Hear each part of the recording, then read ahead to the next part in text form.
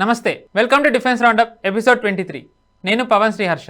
భారతదేశం ప్రపంచంలో రక్షణ విభాగానికి సంబంధించిన వార్తల్ని విశ్లేషణాత్మకంగా మీ ముందరికి తెచ్చే కార్యక్రమమే ఈ డిఫెన్స్ రౌండప్. ఇవాళ డిఫెన్స్ రౌండప్లో ఎన్నో ఆసక్తికరమైన విశేషాలతోని మీ ముందరకు వస్తున్నాము. SFDR అనే భారతదేశం ప్రపంచంలో ఏ దేశం కూడా ఇప్పటివరకు SFDR అనే టెక్నాలజీతోని ఒక మిసైల్ని టెస్ట్ చేయలేదు. SFDR అంటే ఏంటి? ఎట్ ది సేమ్ టైం ఆంధ్రప్రదేశ్లో భారత్ ఫోర్జ్ అనే ఒక డిఫెన్స్ సంస్థకి ప్రభుత్వం భూమి కేటాయించింది. ఎట్ ది సేమ్ టైం అదే సంస్థ భారత సైన్యానికి ATACMS అనే ఒక వెపన్ని తయారు చేయడానికి కూడా ప్రభుత్వంతో చర్చలు జరుపుతోంది. వీటితో పాటు మరో ముఖ్యమైన అంశం ఏంటి అంటే ఇండోర్ ట్రైనింగ్ సిమ్యులేటర్ అనే ఒక కొత్త టెక్నిక్ని నేవీ వాళ్ళు మార్కోస్కి వాడుతున్నారు. ఇలాంటి ఎన్నో ఆసక్తికరమైన అంశాలతోని ఇవాటి డిఫెన్స్ రౌండప్ సిద్ధంగా ఉంది. ఈ అంశాల గురించి మాట్లాడడానికి మనతో జాయిన్ అవుతున్నారు అంతర్జాతీయ వ్యవహార నిపుణులు మరియు డిఫెన్స్ ఎక్స్పర్ట్ మామిడి గిరిధర్ గారు. గిరిధర్ సార్, నమస్తే. నమస్తే హర్ష. నమస్తే సార్. ఇందాక ఇంట్రడక్షన్లో చెప్పినట్టుగా SFDR missile test recently DRDO చేసింది.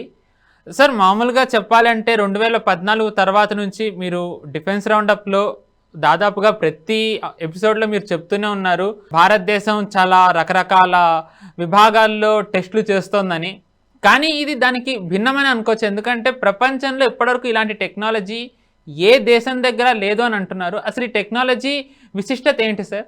హర్ష, ఇది SFDR అంటే ఫుల్ ఫామ్ ఫస్ట్ మనకు చూద్దాం. Solid fuel ducted ramjet propulsion based missile system. ఇది దాని యాక్చువల్ ఫుల్ ఫామ్. ఇది సాలిడ్ ఫ్యూయల్ అర్థమవుతుంది మనకు. Liquid fuel, solid fuel. దీంట్లో సాలిడ్ ఫ్యూయల్ వాడతారు. Ducted ramjet. ఇప్పుడు రామ్జెట్, స్క్రామ్జెట్ ఇంజిన్స్ ఇవన్నీ కూడాను మనకు super sonic, hypersonic missile systems లో వాడుతున్నారు. మనకు బ్రహ్మోస్ కావచ్చు, లేకపోతే రీసెంట్ గా మనం ఏదైతే హైపర్సోనిక్ మిసైల్ చేసామో ఇవన్నీ కూడా వీటన్నిటి కూడా ఈ రామ్జెట్ అండ్ స్క్రామ్జెట్ టెక్నాలజీస్ ఎక్కువగా వాడతాం. వీటిలో మైనర్ టెక్నికల్ డిఫరెన్సెస్ ఉన్నాయి. దాని ఎయిర్ సక్ చేసి చూడడం ఒక సైడ్ నుంచి లోపల బర్న్ అవుతుంటుంది. వీటన్నిటికి కూడా ఏంటంటే కనుక మనకు కొన్నిటికి ఎయిర్ బయట నుంచి రాకుండా, అంటే వెళ్తున్నప్పుడు ఫ్రంట్ నుంచి సక్షన్ చేసేది ఒకటి ఉంటుంది, సైడ్ నుంచి సక్షన్ చేసేటువంటివి. ఇవన్నీ కూడా డిఫరెంట్ మెథడాలజీ దాంట్లో వాడతారు. దాంట్లో సాలిడ్ ఫ్యూయల్ పెట్టడం అంటే మనకు తక్కువ స్పేస్ లో ఎక్కువ ఇంధనం పెట్టవచ్చు. అటువంటి టెక్నాలజీ ఇది. ప్లస్ ఇది ప్రపంచంలో ఇటువంటి రామ్జెట్ ఇంజిన్స్ లో ఇటువంటి సాలిడ్ ఫ్యూయల్ డక్టింగ్ చేసి దాంట్లో వాడడం అన్నది మొట్టమొదటిసారి మనం చేసాము. ఇది ఎక్స్పెరిమెంట్ చేసాము. ఒడిస్సా నుంచి దీన్ని మనం ఫైర్ చేసాము. రిజల్ట్స్ చాలా అద్భుతంగా వచ్చినాయి.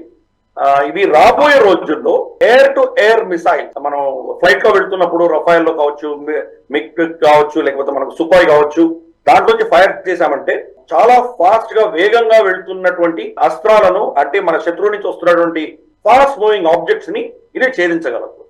ఎందుకంటే ఇది సూపర్ సోనిక్, తర్వాత ఫ్యూచర్ లో మెల్లిమెల్లిగా దీన్ని హైపర్సోనిక్ లెవెల్ కూడా మనం తీసుకెళ్లగలం.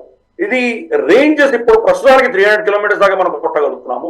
అంటే మన ఫ్లైట్ టేక్ ఆఫ్ అయ్యి అది ఎయిర్ బోర్న్ ఉండి అక్కడి నుంచి 300 కిలోమీటర్స్ దాకా కొట్టగలుగుతాం. కానీ దీంట్లో టెక్నాలజీస్ లో మనకు ఆల్రెడీ ఈ బేసిక్ టెక్నాలజీ మనకు సక్సెస్ అయిపోయాం కాబట్టి దీని రేంజ్, దీని డిస్టెన్స్ పెంచుకోవడం పెద్ద కష్టం కాదు. క్రమేపీ దీన్ని బహుశా 1000-1500 కిలోమీటర్ల దాకా కొట్టగలిగినటువంటి చేతికి దీన్ని తీసుకువెళ్తాం. మేబీ వర్షన్ 2, వర్షన్ 3 వచ్చేసరికి ఆ లెవెల్కి వెళ్ళిపోతాం. అందుకనే మనకు మాజీ DRDO ఎవరైతే మనకు అధినేత ఉన్నారో, చైర్మన్ ఉన్నారో, డాక్టర్ జి సతీష్ రెడ్డి, ఆయన ఇప్పుడు రక్షణ మంత్రికి ఆయన అడ్వైజర్ గా ఉంటున్నారు. ఆయన రీసెంట్ గా న్యూ ఇండియన్ ఎక్స్ప్రెస్ కి ఆయన ఇచ్చినటువంటి ఇంటర్వ్యూలో ఆయన చాలా స్పష్టంగా చెప్పారు, ఇది long range air to air missiles లో భారతదేశం ఒక విధమైనటువంటి అత్యున్నత స్థానంగా వెళ్ళడానికి చాలా దోహదపడుతుంది. ఇది బహుశా ఇంకా ప్రపంచంలో ఎవరి దగ్గర లేనటువంటి టెక్నాలజీ మన దగ్గర ఉన్నది అని ఆయన చెప్పారు.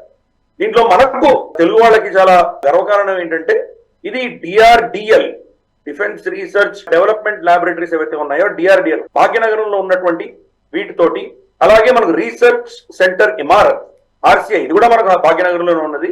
అలాగే ఈ రెండు భాగ్యనగర్ నుంచి దీంట్లో ఇన్వాల్వ్ అయి ఉన్నాయి. ఒకటి high energy material research laboratory Pune. వీళ్ళు ముగ్గురు కలిసి దీన్ని తయారు చేశారు. సో అందుకని ఇది చాలా అద్భుతమైనటువంటి ఒక ఆవిష్కరణ మనం తీసుకొచ్చాము. అంటే ఇప్పుడు ప్రపంచం అంతా కూడా సూపర్ సోనిక్ నుంచి హైపర్ సోనిక్ లెవెల్కి వెళ్తున్నారు. ప్రస్తుతానికి ఓన్లీ 3 దేశాల దగ్గర ఉండినాయి, మన రష్యా, చైనా అండ్ అమెరికా. అమెరికాది కూడా ఇంకా డౌట్ఫుల్లే, వాళ్ళది టెక్నాలజీగా మాస్టర్ చేశారా లేదా అన్నది. వాళ్ళే ఒప్పుకుంటున్నారు, మేము చైనా కంటే వెనకబడి ఉన్నాము హైపర్సానిక్ టెక్నాలజీస్ లో వాళ్ళు చెప్తున్నారు. ఇన్ఫాక్ట్ చైనాలో ఉన్నటువంటి హైపర్సానిక్ టెక్నాలజీకి సంబంధించినటువంటి సైంటిస్ట్ ని వాళ్ళ కుటుంబాన్ని వీళ్ళు యూకే సహాయంతో అక్కడి నుంచి చైనా నుంచి బయటకు తీసుకొచ్చి అమెరికాకి వాళ్ళని తీసుకెళ్లిపోయారు. అమెరికాలో వాళ్ళు ఇంకా రిఫ్యూజీస్ గా వెళ్ళిపోయారు. వాళ్ళు అక్కడ చాలా పెద్ద పెద్ద ఆపరేషన్స్ తోటి వాళ్ళ నుంచి అక్కడికి తీశారు. అంటే అమెరికా నార్మల్ గా అందరికంటే టెక్నాలజీలో ముందర ఉండేది, అటువంటిది వాళ్ళు వెనకబడుతున్నారు. ఈ రోజు మనం భారతదేశం వాళ్ళని క్యాచప్ చేస్తుంది. ఈ రోజు చైనాలో ఏదైనా ఒక కొత్త ప్రోడక్ట్ వచ్చిందంటే చాలా కొద్ది సమయంలోనే దాన్ని ఓవర్టేక్ చేయగలుగుతాం. మన అంత టెక్నాలజీని అబ్జర్వ్ చేసుకున్నాం. మన దగ్గర కూడా టెక్నాలజీ రష్యా నుంచి వచ్చింది. For instance BrahMos technology Russia ఇచ్చింది మనకి, కానీ అక్కడి నుంచి మనం ఇంప్రూవ్ చేసాం. చైనా భిన్నంగా ఏం చేస్తుంది అంటే మిగతా దేశాల నుంచి కాపీ చేస్తుంది. అంటే దాన్ని యాక్చువల్గా పైరేట్ చేస్తుంది. వీళ్ళ సైబర్ ఎస్పినాజ్ తోటి, సైబర్ అటాక్స్ తోటి వాళ్ళ దగ్గర డేటా తీసుకొని చేస్తుంది. కానీ మనం ఏంటంటే బేసిక్ టెక్నాలజీ నుంచి మనం ఇంప్రూవ్ చేసుకుంటూ వెళ్తున్నాము. అందుకని ఇన్ని ల్యాబొరేటరీస్ కొలాబరేషన్ తో చేస్తున్నాం. మనకు హైపర్సానిక్ స్పీడ్ లోను, సూపర్ సానిక్ స్పీడ్ లోను వెళ్తే దానికి కావాల్సిన ఫ్యూయల్ డిఫరెంట్ గా ఉంటుంది, దానికి ఉండవలసిన మెటలర్జీ చాలా డిఫరెంట్ గా ఉంటుంది. ఎందుకంటే ఈవెన్ వర్షం వస్తే కూడా, ఇన్ఫాక్ట్ మనం సోషల్ మీడియా చూడొచ్చు, కొన్ని బొమ్మలు ఉంటాయి, ఈవెన్ వర్షపు చినుకులు తగిలినా కానీ కూడా ఆ స్పీడ్ లో కన్నాలు పడిపోతాయి. కాబట్టి అంతటి స్పీడ్ లో వెళ్తూ ఉంటుంది. కాబట్టి ఈవెన్ చిన్న స్మాలెస్ట్ ఐటమ్ దానికి అడ్డం వచ్చినా కానీ కూడా అది ఆ మెటల్ విరిగిపోయి దానికి చీలికలు వచ్చేటువంటి, కన్నాలు పడేటువంటి పరిస్థితి ఉంటుంది. అంటే మెటలర్జీ ఫస్ట్, దాంట్లో ఎటువంటి మెటీరియల్, ఎటువంటి అలాయిస్ పెడితే ఇది తట్టుకోగలదు, దాని ఇంజన్ కెపాసిటీ ఎలా ఉంటుంది, ఇది కనుక దాని కెపాసిటీని సరిగా మనం అంచనా వేయకుండా ఉంటే మీడియాలోనే పేలిపోతుంది. కాబట్టి ఇన్ని పారామీటర్స్ అన్నింటినీ మనం దీంట్లో మనం రీసెర్చ్ చేసి దీన్ని తయారు చేయగలిగాం. అన్నిటికంటే కీలకమైంది ఏంటంటే స్పీడ్ అయితే అచీవ్ చేశారు, కానీ మీ ఎనిమీ టార్గెట్ అది కూడా చాలా ఫాస్ట్ గా వస్తుంటుంది. బహుశా సూపర్ సానిక్ స్పీడ్ లోనో లేకపోతే రామారామి అంత స్పీడ్ లో వస్తూ ఉంటుంది. దానిని మీరు పిన్ పాయింట్ ప్రెసిషన్ తో కొట్టడం అన్నది చాలా కష్టం. అంటే ఇప్పుడు ఫుట్బాల్ ఫీల్డ్ తీసుకుందాం, ఒక గోల్ దగ్గర మీరు చిన్న నిమ్మకాయ పెడితే ఈ గోల్ నుంచి పర్ఫెక్ట్ గా నిమ్మకాయని కొట్టగలిగినటువంటి మీరు బాణం వేయగలరా? అంత దూరంలో అసలు మన కంటికే కనిపించదు, కానీ దాన్ని కొట్టగలగాలి. అంటే ఒక ఊరికే ఉదాహరణ చెప్తున్నాను. అంత స్పీడ్ లో వెళ్తున్నటువంటిది, అంత దూరం ఉన్నట్టు దాన్ని ప్రెసిషన్ తో కొట్టగలగాలి. వెదర్ ప్యాటర్న్, అక్కడ ఉన్నటువంటి గాలులు కానీ వర్షాలు కానీ వీటి యొక్క ప్రభావం లేకుండా పర్ఫెక్ట్ గా వెళ్ళి కొట్టగాలి. సో ఇన్ని పారామీటర్స్ ని మనం సాధించాం. కాబట్టి దాంతో ఈ యొక్క ఎస్ఎఫ్డిఆర్ అన్నది ఒక అద్భుతమైనటువంటి అస్త్రం మన అమ్ముల పొదలో చేరుతుంది. అందుకనే మనం డిఆర్డిఎల్, డిఆర్డిఓ, తర్వాత ఆర్సిఐ, హెచ్ఈఎంఆర్ఎల్ ఈ సైంటిస్టులందరినీ కూడా మనం అభినందిద్దాము. రాబోయే రోజుల్లో ఇది మన శత్రువులకు నిజంగా వాళ్ళ శక్తిని, వాళ్ళ దగ్గర ఉన్నటువంటి అస్త్రాలన్నింటినీ ఛేదించే దిశగా ఇది ఒక అద్భుతమైనటువంటి బ్రహ్మాస్త్రంగా మనకు తయారవుతుంది. కాబట్టి వీళ్ళందరినీ కూడా మనం అభినందిద్దాం. షూర్ సార్, నిజంగానే మీరు అన్నట్టుగా శత్రువులకు ఆల్రెడీ సందేశం ఇవ్వాలనే ఏమో, కానీ చాలా డిఫెన్స్ వెబ్సైట్స్ కానివ్వండి, లేకపోతే డిఫెన్స్ అనలిస్టులు కానివ్వండి, వాళ్ళు ఆల్రెడీ పాకిస్తాన్ మీద, చైనా మీద వాళ్ళు ఆల్రెడీ ఆర్టికల్స్ రాయడం, ఒక రకంగా చెప్పాలంటే వాళ్ళకి దీని మీద ఈ విషయం చెప్పి వాళ్ళని భయపెట్టడం కూడా జరుగుతుంది. మీరు అన్నట్టుగా నిజంగానే ఇది సక్సెస్ అవ్వాలని ఇలాంటివి డిఆర్డిఓ అండ్ దాని అనుబంధిత సంస్థలు ఇలాంటివి ఇంకా ఎక్కువ చేయాలి, సక్సెస్ఫుల్గా చేయాలని కోరుకుందాం. మరో అంశంలోకి వెళ్ళినట్టయితే ఎస్ఎఫ్డిఆర్ అనేది ఇప్పటివరకు ప్రపంచంలో ఎవరి దగ్గర లేనిదని మీరు చెప్పారు. అలాగే అట్ ది సేమ్ టైం ఏటాక్స్, ప్రపంచంలో ఏ హోవిట్జర్ కూడా అంత దూరం ఒక మిసైల్, ఒక బాంబ్ని వేయలేదు, అంత దూరం ఏటాక్స్ వేయగలదు. సార్, మొత్తానికి ఎట్టకేలకి భారత్ ఫోర్జ్ ప్రభుత్వంతో చర్చలు జరిపి దీన్ని మ్యానుఫ్యాక్చరింగ్ చేయడానికి ఒప్పందం చేసుకుంటోందని వార్తలు వస్తున్నాయి. ఎట్ ది సేమ్ టైం ఇదే సంస్థకి ఆంధ్రప్రదేశ్ ప్రభుత్వం భూమి కేటాయించింది డిఫెన్స్ ఎక్విప్మెంట్ని తయారు చేయడానికి. ఈ డెవలప్మెంట్ని మీరు ఎలా చూస్తారు సార్? ఎందుకంటే మామూలుగా మనం ఒక ప్రైవేట్ డిఫెన్స్ సంస్థ అంటే కనుక మనకు అన్ని టాటా లేకపోతే మహీంద్రా ఇలాంటివి వస్తాయి, కానీ భారత్ ఫోర్జ్ అనేది ఎక్కువగా మనకి వినబడదు అది చేస్తున్నా. దీంతో నిజానికి చెప్పాలంటే అది కూడా ఒక elite private Indian defence company లిస్ట్లోకి వచ్చింది అనుకోవచ్చా? తప్పకుండా. ఇది మనకు చాలా ఏటాక్స్ అంటే ఫస్ట్ మనం చూస్తే కనుక advanced told artillery gun systems, దీని డెఫినేషన్. ఎందుకంటే మనకి డిఫెన్స్ లో అన్ని కూడా ఎప్పుడు కూడా వాళ్ళు అబ్రివేషన్స్ చెప్తుంటారు. మన ప్రేక్షకులు అర్థం చేసుకోవాలంటే ఏటాక్స్ అంటే advanced told artillery gun system. Artillery guns అన్నా మనం చూస్తున్నాం ఎప్పటి నుంచో, పాతకాలం మనకు క్యానన్స్ ఉండేవి అప్పుడు, ఇప్పుడు ఆర్టిలరీ గన్స్ వస్తున్నాయి. ఇన్ఫాక్ట్ హోవిట్జర్ గన్స్ ఇవన్నీ ఉన్నాయి, ఇవన్నీ కూడా ఆర్టిలరీ గన్సే. మనకు కార్గిల్ యుద్ధంలో మనం ఎలా టైగర్ హిల్స్ మీద ఎలా దాడి చేసాం, మనం ఈ బోఫర్స్ గన్స్ ఎలా వాడుకున్నాము, ఇవన్నీ మనకు తెలిసినవే. సో అటువంటి కుటుంబంలోనే, అటువంటి ఫ్యామిలీకి చెందినటువంటిది ఏ ట్యాగ్స్ అంటారు. అంటే ఇది చాలా అడ్వాన్స్డ్. అంటే ఇది మనకు ఏమవుతుందంటే మామూలుగా మన కార్గిల్లో మనం ఫైరింగ్ చేసినప్పుడు అందాజుగా కొట్టేవాళ్ళం, బహుశా ఇక్కడ దాకా కొడుతుందని. ఒక 4-5 షెల్స్ కొట్టిన తర్వాత దాంట్లో ఒకటైనా తగలకపోదా అనే అటువంటి పరిస్థితి మనకు ఉండేది. కానీ ఈ ఎయిర్ ట్యాగ్స్ లో ఏంటంటే పిన్ పాయింట్ ప్రెసిషన్ తో కొట్టచ్చు.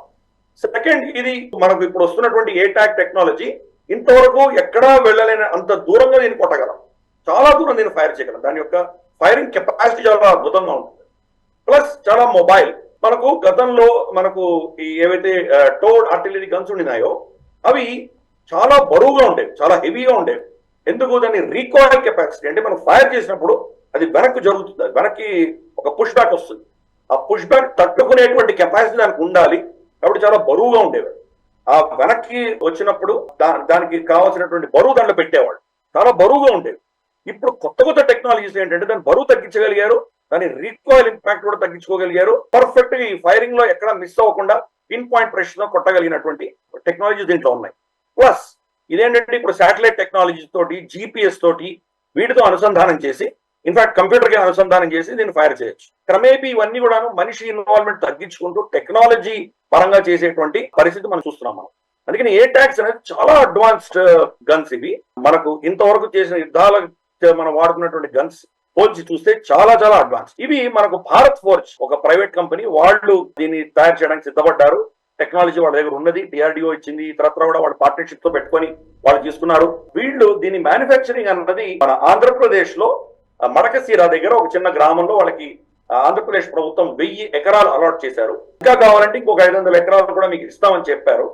దీంట్లో దానికి కోసం టెస్టింగ్ రేంజ్, దానికి ఫైరింగ్ రేంజ్ ఇవన్నీ కూడా వాళ్ళకి అవసరం ఉండొచ్చు. ఇక్కడ ఈ అడ్వాన్స్ ఎయిర్ ట్యాగ్స్ వాళ్ళు తయారు చేయబోతున్నారు. 307 ఎయిర్ ట్యాగ్స్ ఆర్డర్ ఆల్రెడీ ప్రభుత్వం ఇచ్చింది, భారత ప్రభుత్వం. రాబోయే రోజుల్లో ఇంకా పెద్ద ఎత్తున ఇవి అన్ని కూడాను ఆర్డర్స్ వస్తాయి. దాంతో అక్కడ ఫ్యాక్టరీ, ఒక పెద్ద ఫ్యాక్టరీ వచ్చిందని దాని చుట్టూ యాన్సిలరీ యూనిట్స్ కూడా చాలా వస్తాయి. దీంట్లో నట్లు బోట్ల దగ్గర నుంచి దానికి కావాల్సినటువంటి ఎన్నో కాంపోనెంట్స్, ప్రతి కాంపోనెంట్ స్క్రూ, నట్టు, బోల్ట్ తో సహా వాళ్ళు అదే కంపెనీలో తయారు చేయరు. వాళ్ళు చిన్న చిన్న ఎస్ఎంఈస్ ఏవైతే ఉంటాయో వాళ్ళు తయారు చేసేవి దీన్ని ఇంటగ్రేట్ చేస్తారు. అలాగే దానికి సంబంధించిన సాఫ్ట్వేర్ కావచ్చు, దానికి సంబంధించినటువంటి కంప్యూటర్ ఎక్విప్మెంట్ కావచ్చు, ఇవన్నీ కూడాను మనకు భారత్ ఫోర్జ్ చేయకపోవచ్చు. భారత్ ఫోర్జ్ ఇంకో దగ్గర ఒరిజినల్ ఎక్విప్మెంట్ సప్లయర్స్ అంటారు, ఈఈఎస్, ఒరిజినల్ ఎక్విప్మెంట్ మ్యానుఫ్యాక్చరర్స్, ఈఈఎం అంటారు, సో ఓఈఎంస్ అంటారు. వీళ్ళ దగ్గర నుంచి వాళ్ళు తీసుకుని దాన్ని అసెంబ్లీ కూడా చేసేటువంటి అవసరం పరిస్థితి రావచ్చు. కాబట్టి దీన్ని బెంగళూరు దగ్గరగా పెడుతున్నాం, అంటే మడకసీరా. అంటే బెంగళూరు నుంచి ఉన్నటువంటి కంపెనీలు వాళ్ళు చాలా తొందరగా ఇక్కడికి ఇవ్వచ్చు, అనుసంధానం చేసుకోవచ్చు. ప్లస్ ఆంధ్రప్రదేశ్ లో కూడా మడకసీర దగ్గర కోసం ఒక ఇండస్ట్రియల్ కల్చర్ వచ్చేటువంటి అవకాశం దీనివల్ల ఉంది. కాబట్టి ఇది ఒక అద్భుతమైనటువంటి కన్నా దాన్ని మన తెలుగు రాష్ట్రంలో ఉన్నది కాబట్టి మనకందరికి కూడా చాలా ఆనందకరమైనటువంటి విషయం ఇది. రాబోయే రోజుల్లో ఇటువంటి అడ్వాన్స్ టెక్నాలజీస్ మీద రీసెర్చ్ కూడా హైదరాబాద్ లో జరుగుతుంది. ప్లస్ మనకు భారత్ ఫోర్జ్ వాళ్ళు చేస్తున్నారు.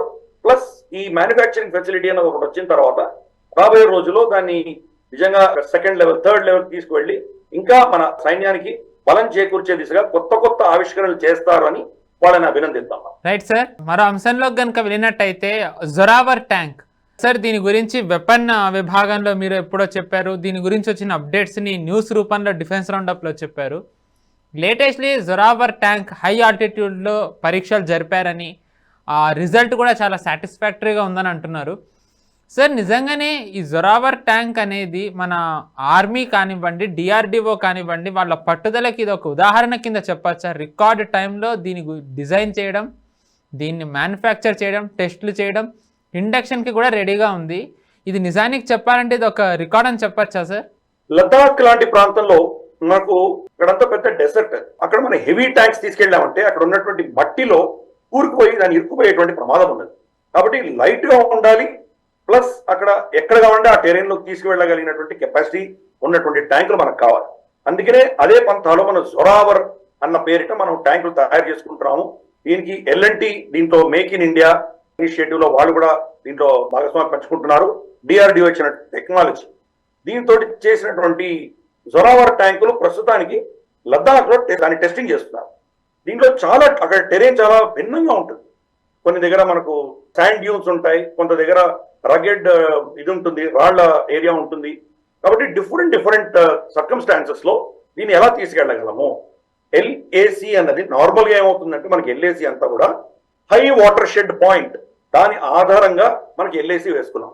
సరే కొన్ని ప్రాంతాల్లో వాళ్ళు చొరబడి లోపలికి వచ్చారు. కొన్ని దగ్గర ఏంటంటే మనకు ఓపెన్ గా ప్లేన్స్ ఉన్నాయి. ఫర్ ఇన్స్టెన్స్ మనకు డెప్సాంగ్ ప్లేన్స్ ఉన్నాయి. డెప్సాంగ్ ప్లేన్స్ కంప్లీట్ గా ఓపెన్, దాంట్లో నిజంగా ఎక్కడ కూడా మార్కేషన్ లేదు. డిమార్క్ చేయాలంటే గీత గీయాలంటే ఏమీ లేవు అక్కడ. ఇంకా దగ్గర ఒక చెట్టు ఉండొచ్చు, రాయి ఉండొచ్చు, దాని ఏదో మార్కింగ్ చేసుకోవచ్చు. కానీ డెప్సాంగ్ ప్లేన్స్ లాంటి ప్రాంతాల్లో చాలా కష్టం చేయడం. అలాగే కొన్ని ప్రాంతాల్లో మనం చూస్తే కనుక స్పంగూర్ గ్యాప్ ప్రాంతంలో చూస్తే మనకు కొండలు ఉంటాయి. కొండ మధ్యలో చిన్న గ్యాప్ ఉంది, దానికి అటు సైడ్ వాళ్ళ గ్యారిసన్ ఉంటుంది, ఇటు సైడ్ మన గ్యారిసన్ ఉంటుంది. ఈ ట్యాంకులని డిఫరెంట్ టెరెన్స్ లోకి తీసుకువెళ్ళడము, అలాగే కొన్ని చిన్న చిన్న పర్వతాల మీద తీసుకువెళ్ళడము, అక్కడి నుంచి వాళ్ళు ఫైర్ చేయగలగడం, ఇటువంటివి మనకు చాలా దాంట్లో పారామీటర్స్ భిన్నంగా ఉంటాయి. ఇన్ఫాక్ట్ రీసెంట్ గా మనకు ఒక ఆర్మీ మన మనుషులు తీసుకెళ్తున్నటువంటి ఒక మన వెహికల్ ఒకటి అక్కడ లదాఖ్ లో నదిలో కొట్టుకుపోయింది. సడన్ గా నీళ్లు వస్తాయి. అక్కడ గ్లేషియర్ వాటర్స్ ఎప్పుడు మారుతుంటాయో తెలియదు మనకు. మార్షీ ల్యాండ్స్ ఉంటాయి, తర్వాత సాఫ్ట్ ల్యాండ్స్ ఉంటాయి, హార్డ్ ల్యాండ్స్ ఉంటాయి, ప్లస్ ఆక్సిజన్ అక్కడ చాలా తక్కువ. అటువంటి టఫ్ టెరైన్ లో మనం తక్కువ ఆక్సిజన్ లో ఫైర్ చేయగలగాలి. రెస్పాన్స్ చాలా ఫాస్ట్ గా ఉంటున్నారు. చాలా దీనివల్ల మనకు లాభాలు ఉంటాయి. గతంలో ఉన్నటువంటి మన T-90 ట్యాంక్స్ కానీ ఇటువంటివన్నీ పాత ఏదైతే మన భీష్మ ఇవన్నీ ఉన్నాయో చాలా హెవీ ట్యాంక్స్ అవి. హెవీ ట్యాంక్స్ ని ఇటువంటి టెరైన్ లో తీసుకువెళ్తే అక్కడ మెనూరబిలిటీ చాలా కష్టంగా ఉంటుంది. స్నో పడుతుంటుంది, అక్కడ స్నోలో తట్టుకోగలగాలి. మనం చూసాం World War I కానీ World War II లో కానీ రష్యాలో వెళ్ళి వీళ్ళు రష్యన్ వింటర్ రాగానే వీళ్ళందరూ ఓడిపోయారు. వీళ్ళ ట్యాంకులు అక్కడ కదలలేకపోయినాయి. కాబట్టి ఇటువంటి ఎన్నో పారామీటర్స్, చలికి తట్టుకోవాలి, భూమి యొక్క షిఫ్టింగ్ శాండ్స్ వాటర్ దీన్ని తట్టుకోగలగాలి, హై ఆల్టిట్యూడ్ వెదర్ తట్టుకోగలగాలి. అంత చల్లగా ఉన్నప్పుడు ఫైరింగ్ అవ్వదు. ఇన్ఫాక్ట్ ఈవెన్ మన జీప్స్ కార్స్ ని వీటిని ఏం చేస్తారంటే కింద మంట పెడతారు. మామూలుగా ఇగ్నిషన్ తోటి స్టార్ట్ చేస్తే స్టార్ట్ అవ్వదు, ఆ చలికి ఇంధనం స్టార్ట్ అవ్వదు. కాబట్టి అటువంటి టెరైన్ లో కూడా స్టార్ట్ అవ్వగలిగినటువంటి మనకు టెక్నాలజీ కావాలి. ఇన్ని టెక్నాలజీస్ ని మనం దీంట్లో జొరావర్ ట్యాంక్ లో మనం పెట్టుకున్నాం. మనం జొరావర్ ట్యాంక్ సక్సెస్ఫుల్ గా అవన్నీ కూడాను అన్ని టెస్టులు కూడా మనకు ఇంతవరకు పారామీటర్స్ పర్ఫెక్ట్ గా పనిచేస్తున్నాయి. అయినా ఆర్మీ ఏంటంటే ఏ ఒక్క 1% కూడా ఛాన్స్ వదిలిపెట్టరు వాళ్ళు. కానీ డిఫరెంట్ పారామీటర్స్ టెస్టింగ్ చేస్తున్నారు. ఇంతవరకు మనకు వచ్చిన ఇన్ఫర్మేషన్ ప్రకారం అయితే వాళ్ళ టెస్ట్ అన్ని కూడా చాలా సక్సెస్ఫుల్ గా మనం రిజల్ట్ బాగా వచ్చినాయి. మనకు జస్ట్ ఆపోజిట్ చైనా ఎన్నో వందల ట్యాంకులు మారింపు చేసింది. అక్కడ మన దగ్గర ఏ ట్యాంకులు ఉన్నాయో అవి తీసుకెళ్ళాము. కానీ జొరావర్ లాంటిది వస్తే కనుక చైనా దగ్గర ఇటువంటి ట్యాంక్స్ లేవు. కాబట్టి మన మెనూరబిలిటీ చాలా ఫాస్ట్ గా ఉంటుంది. ఎక్కడెక్కడ ప్రాంతాల్లో వాళ్ళ ట్యాంకులు రాలేవో అక్కడ కూడా మన ట్యాంకులు తీసుకువెళ్ళగలిగినటువంటి పరిస్థితులు వస్తాయి. ఫర్ ఇన్స్టెన్స్ గల్వాన్ చూసాము. గల్వాన్ నది, దాని పక్కన చాలా తక్కువ మనకు ప్రదేశం ఉంటుంది వెళ్ళడానికి, రాళ్ల గుట్టలు ఉంటాయి అక్కడ. వాటిని అన్నింటిని కూడా తప్పించుకొని వెళ్ళి శత్రువుకి ఎదురుగా నిలబడగలిగినటువంటి ఒక ఫీచర్స్ దీంట్లో అన్ని కూడా ఉన్నాయి మన దగ్గర. కాబట్టి ఈ యొక్క జొరావర్ ట్యాంక్ అన్నది మనకు చాలా ఏంటంటే రాబోయే రోజుల్లో చైనాని ఎదుర్కొని వాళ్ళు ధీటుగా నిలబడడానికి ఒక పెద్ద అస్త్రంగా మనకు ఉపయోగపడుతుంది. పేరు కూడా జొరావర్ అని పెట్టాము. ఆ ప్రాంతం అంతా కూడా లదాఖ్ ప్రాంతాన్ని ఈరోజు భారతదేశంలో మనం చూస్తున్నామంటే దాని వెనకాల కారణం జొరావర్ సింగ్. జొరావర్ సింగ్ వచ్చి మన కశ్మీర్ రాజుకి సేనాధిపతిగా ఉండేవాడు. అతను గిల్గిట్ బాల్టిస్తాన్, షక్స్గమ్ వ్యాలీ, తర్వాత హుంజా, నగారా, తర్వాత మనకు లదాఖ్, ఈ ప్రాంతాలన్నీ కూడాను కశ్మీర్ రాజ్యంలోకి విలీనం చేసినటువంటి మహానుభావుడు అతను. అందుకని అతని పేరు మీద మనం పెట్టుకున్నాము. అంటే ఇది లిటరల్ గా చైనాకి మనం చెప్తున్నాం. అంటే ఒకప్పుడు టిబెటన్ టెరిటరీ, అది టిబెటన్ టెరిటరీ నుంచి ఈ రోజు కశ్మీర్, జమ్మూ కాశ్మీర్ లో ఉన్నది. అది కోర్స్ ఇప్పుడు అంటే ఆర్టికల్ 370 సవరణ చేయక ముందర అది ఉమ్మడి జమ్మూ కాశ్మీర్ స్టేట్ లో ఉండేది, భాగంగా ఉండింది. కాబట్టి చైనాకి టిబెట్ కి మనం మెసేజ్ ఏమిస్తున్నాం అంటే మిమ్మల్ని ఓడించినటువంటి వ్యక్తి పేరు దీంట్లో పెట్టుకున్నాం, జొరావర్ ట్యాంక్ అని మనం పెట్టాము అని చెప్తున్నాం. మనము ఒక సైకలాజికల్ మెసేజ్ కూడా వెళ్తుంది. అలాగే అటువంటి టెరైన్ కి ఎక్కడ ఎటువంటి ఎక్విప్మెంట్ కావాలో అటువంటి ఎక్విప్మెంట్ మనం తయారు చేసుకోగలిగాము. కాబట్టి మన సైంటిస్ట్ కి, మన ఫోర్సెస్ కి, దీన్ని మ్యానుఫ్యాక్చర్ చేస్తున్నటువంటి కంపెనీ LNT లాంటి వాళ్ళకు, DRDO, వీళ్ళందరికీ కూడా మనం అభినందనలు తెలుపుతాం. నిజంగానే సార్, ఎందుకంటే మామూలుగా మన త్రివిధ దళాలు, అది ఒక ఆయుధం అవ్వనివ్వండి, ఎలాంటి ఎక్విప్మెంట్ అయినా పరీక్షలు నిజానికి చెప్పాలంటే మనది చాలా కష్టం అని అంటారు. కొన్నేళ్లు చేస్తారు, అంత చేసి కూడా నిజానికి ఈవెన్ పెద్ద పెద్ద కంపెనీస్ అవి విదేశాల్లో కూడా వాళ్ళని రిజెక్ట్ చేసిన ఎన్నో ఉదంతాలు మనం చూసాం. కానీ ఇంత తొందరగా కంప్లీట్లీ భారతీయ టెక్నాలజీతో భారతీయ సంస్థలు చేసింది స్టెప్ బై స్టెప్ ఎక్కడా కూడా నిజానికి ఒక నెగిటివ్ రాకుండా, ఒక డిసప్పాయింట్మెంట్ వ్యక్తం చేయకుండా ప్రతి చోట కూడా సాటిస్ఫాక్టరీ రిజల్ట్ వస్తుంది అని అంటే కనుక నిజంగానే మీరు అన్నట్టు వెరీ హ్యూజ్ అచీవ్మెంట్. తొందరగానే ఇది నిజానికి మన ఆర్మీ చేతుల్లోకి రావాలని చెప్పి కోరుకుందాం సార్.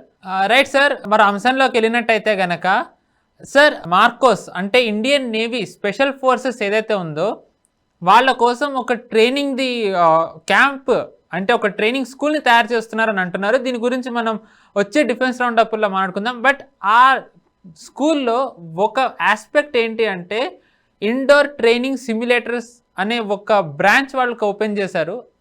దీని విశిష్టత ఏంటి సార్? మార్కోస్ అంటే మరైన్ కమాండోస్, దాన్ని మార్కోస్ అంటారు. మరైన్ కమాండోస్ పేరులో మనకు అర్థమవుతోంది, నేవీకి సంబంధించినటువంటి స్పెషలైజ్డ్ యూనిట్ అది, కమాండో యూనిట్ అది. స్పెషల్ ఆపరేషన్స్, టెర్రరిస్ట్ ఆపరేషన్స్ కానీ లేదా ఏదైనా టార్గెటెడ్ లిమిటెడ్ ఫోర్స్ తోటి మనం వెళ్ళి ఏదైనా ఎనిమి లైన్స్ లో వెళ్ళి మనం ఏదైనా యాక్షన్ చేయాలంటే మార్కోస్ ను వాడతాం మనం. మార్కోస్ ఒక చాలా క్రాక్ కమాండోస్, వాళ్ళు చాలా అద్భుతమైన ట్రైనింగ్ ఉంటుంది వాళ్ళకి.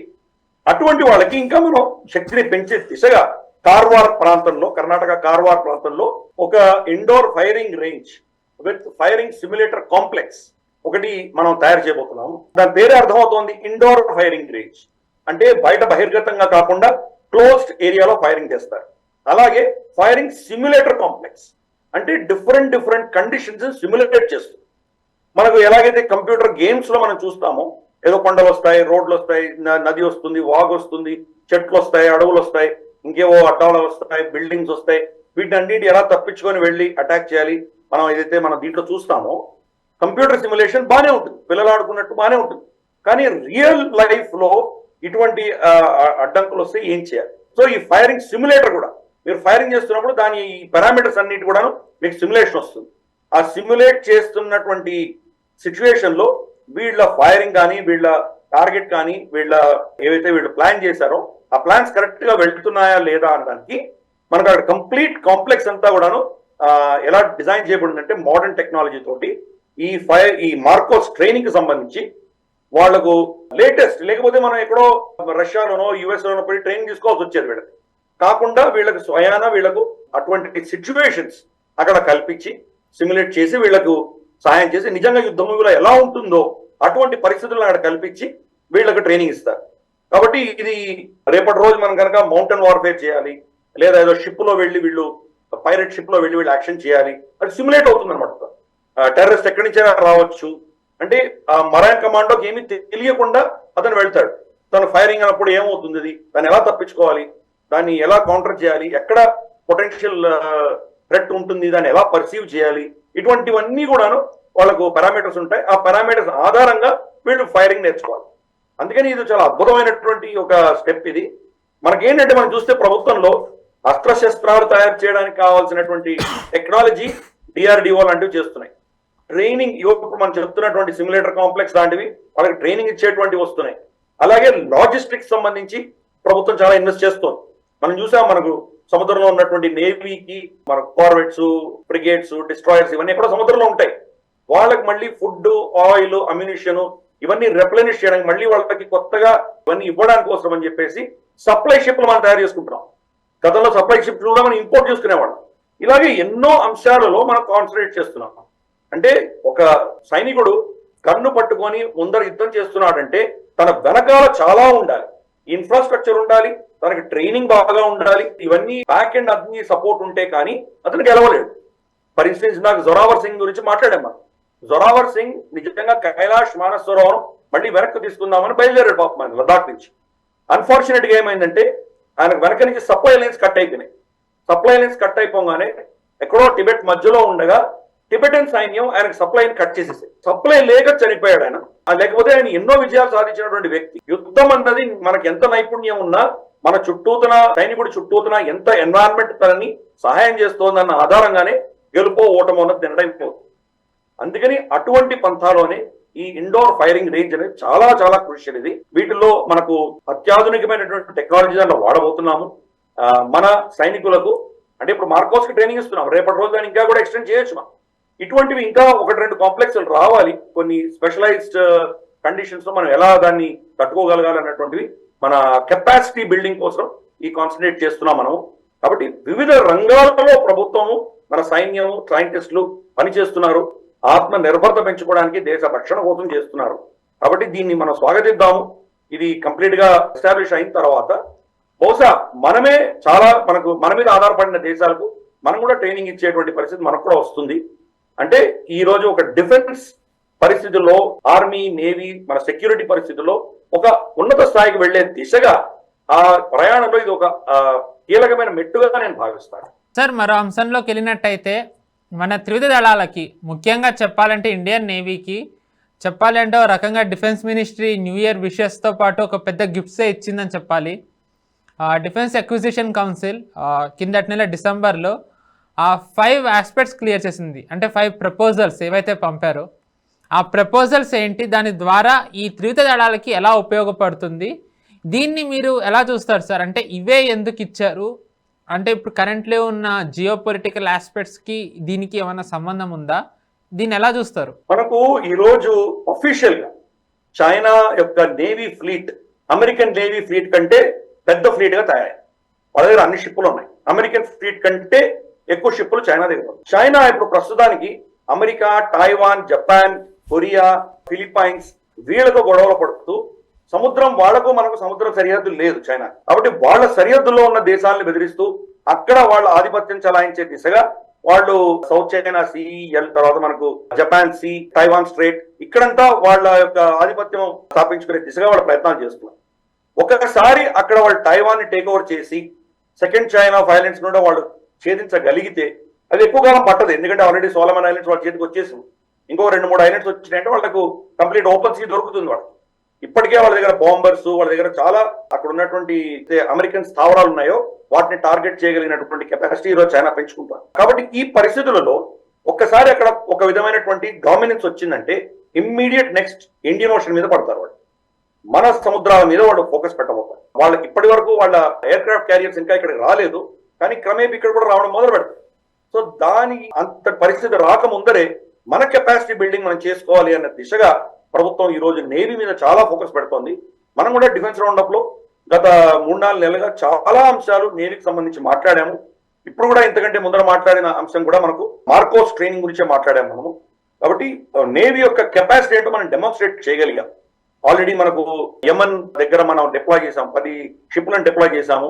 ఈ గల్ఫ్ యుద్ధంలో మన వెస్ట్ ఏషియా యుద్ధంలో ఏదైతే ఇజ్రాయెల్ తర్వాత ఇరాన్ ప్రాక్సీస్ తో యుద్ధం చేస్తుందో వాటిల్లో యమన్ దాడుల నుంచి తట్టుకోవడం కావచ్చు, లేదా పైరసీ నుంచి తట్టుకోవడం కావచ్చు, ఇటువంటివన్నీ కూడా మనం చాలా పెద్ద అక్కడ యాక్షన్ మనం చేసాము. ఎన్నో షిప్లను సేవ్ చేశాము, ఎంతో మందిని రెస్క్యూ చేశాము.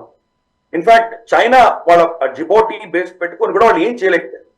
కానీ ఇదంతకాలం ఉండబోదు. ఇందాక నేను చెప్పినట్టు చైనీస్ ఫ్లీట్ పెరుగుతోంది. ఇప్పటికి వాళ్ళ దగ్గర ఆల్రెడీ 3 ఎయిర్ క్రాఫ్ట్ క్యారియర్స్ ఉన్నాయి. ఇంకా 3-4 ఎయిర్ క్రాఫ్ట్ క్యారియర్స్ తయారు చేసే దిశగా వాళ్ళు ప్రయాణం చేస్తున్నారు. అమెరికా దగ్గర ఒక 6-7 ఎయిర్ క్రాఫ్ట్ క్యారియర్స్ ఉన్నాయి. కానీ ఒక ఎయిర్ క్రాఫ్ట్ క్యారియర్ తయారు చేయాలంటే కనుక 20-30 ఏళ్ళు పడుతుంది, ఎస్పెషలీ ఆ సైజు తయారు చేయాలంటే. కాబట్టి ఇప్పటికైతే వాళ్ళకి ఇంకా ప్లాన్స్ కొత్త షిప్పులు తయారు చేసే ప్లాన్ అమెరికాలో లేవు. ఒక ఎదుగుతున్నటువంటి చైనా, స్టాటిక్ గా ఉన్నటువంటి అమెరికా, ఈ రెండు కూడాను భారతదేశానికి చాలా ఇబ్బందికరమైన పరిస్థితులు వచ్చేటువంటి పరిస్థితులు ఉన్నాయి. అందుకని ప్రభుత్వం క్రమేపీ నేవీ మీద ఇన్వెస్ట్మెంట్స్ చూస్తుంది. లేటెస్ట్ ఏం జరిగిందంటే డిఫెన్స్ అక్విజిషన్ కౌన్సిల్ అంట, DAC అంటారు. ఇది అఫ్ కోర్స్ రక్షణ మంత్రి ఉంటారు, తర్వాత అక్కడ వివిధ దళాలకు చెందినటువంటి వాళ్ళు ఉంటారు, చాలా కమిటీ ఉంటుంది డిఫెన్స్ అక్విజిషన్ కౌన్సిల్. ఆ కౌన్సిల్ కి సంబంధించి వాళ్ళ రక్షణ మంత్రి ఆధ్వర్యంలో గత నెల అంటే డిసెంబర్ 24 సంవత్సరం వాళ్ళు ఏం చేశారంటే 5 క్యాపిటల్ అక్విజిషన్స్ వీటి మీద వాళ్ళు ఆమోద ముద్ర వేశారు. దాన్ని యాక్సెప్టెన్స్ ఆఫ్ నెసెసిటీ అంటారు. అంతవరకే చేస్తారు.